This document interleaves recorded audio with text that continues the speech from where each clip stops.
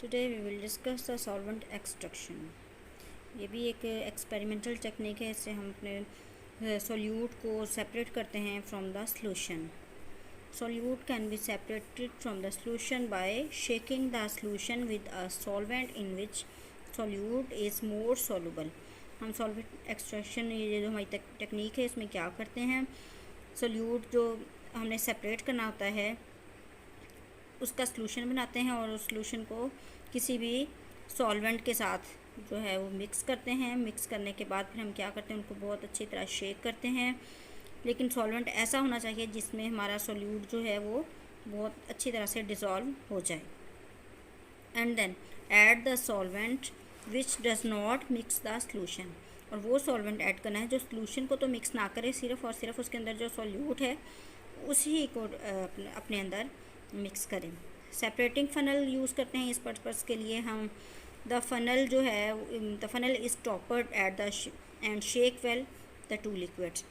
इसके लिए एक सेपरेटिंग फ़नल यूज़ होती है. जो फिर उस फ़नल को हम क्या करते हैं, उसके अंदर लिक्विड डालते हैं. डालने के बाद उसको स्टॉपर लगा देते हैं और बहुत अच्छी तरह उसको शेक करते हैं. इतना शेक करते हैं कि उसकी लेयर्स बन जाती हैं, 2 लेयर्स अलग अलग बन जाती हैं. फिर क्या होता है कि most common example of the extraction is ether extraction. इस टेक्निक में जो हम ज़्यादातर सॉल्वेंट यूज़ करते हैं वो ईथर यूज़ करते हैं, इसलिए इसको कहते हैं ether extraction technique.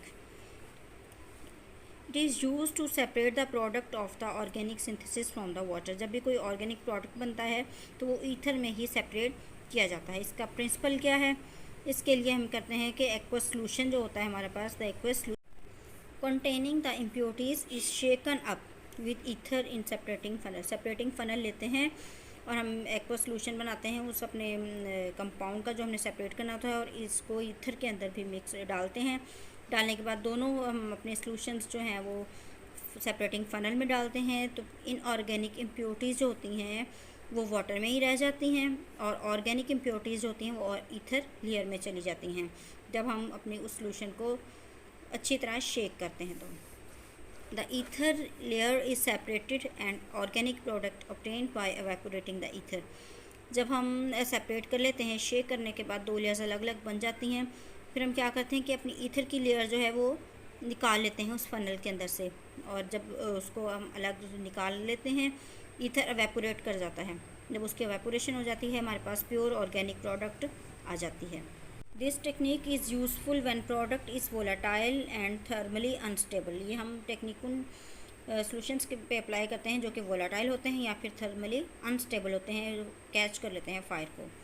Solvent extraction is an equilibrium process. ये एक इक्विलिब्रियम प्रोसेस है और फॉलो करता है लॉज को. कौन सा लॉ, द डिस्ट्रीब्यूशन लॉ और पार्टीशन लॉ. ये लॉ क्या कहता है, this law states that solute distribute itself between 2 immiscible liquids in constant ratio of concentration irrespective of the amount of solute added. Example इसकी है डिस्ट्रीब्यूशन ऑफ आयोडीन. हम क्या करते हैं, सॉल्वेंट इसमें जो यूज़ करेंगे, 2 सॉल्वेंट्स यूज़ होते हैं इसमें, वाटर है और कार्बन टेट्राक्लोराइड है.